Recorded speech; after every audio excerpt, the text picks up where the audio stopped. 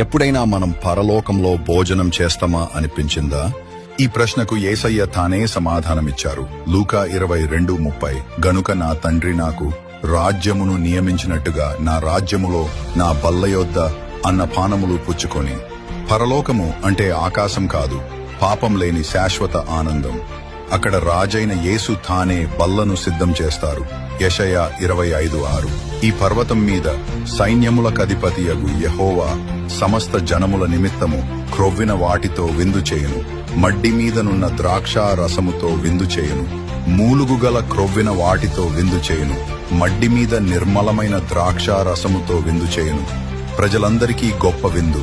ఆశగల ప్రాణములు తృప్తి పొందే అపురూప విందు. ప్రతి కన్నీటి బొట్టు తుడవబడే ఆ అద్భుత క్షణం. అక్కడ కొత్తదనం ఉంది, ఐక్యత ఉంది, నిత్యత ఉంది. ఆ లోకంలో ఆకలి ఉండదు, నొప్పి ఉండదు, వీడ్కోలు ఉండదు. కేవలం సంతోషమే ఉంటుంది.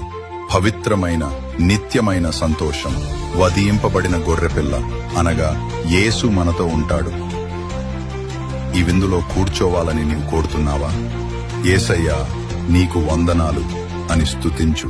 ఎందుకంటే ఆ ఆహ్వానం నీ కొరకు ఇప్పటికే సిద్ధమై ఉంది. ఆయన గాయపడిన చేతుల ద్వారా